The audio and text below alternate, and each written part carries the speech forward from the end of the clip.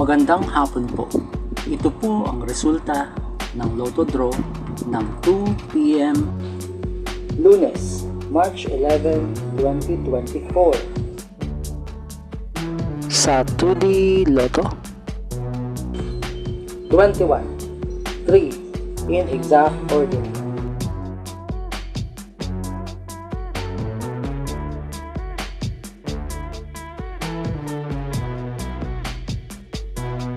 sa 3D Lotto, 1, 2, 6 in exact order.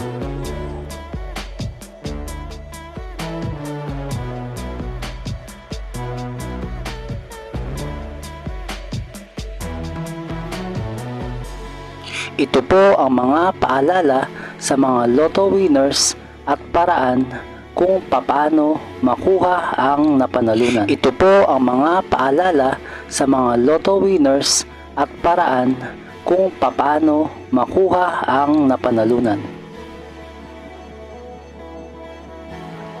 Ito po ang estimated jackpot prices para sa mga susunod na Lotto draws.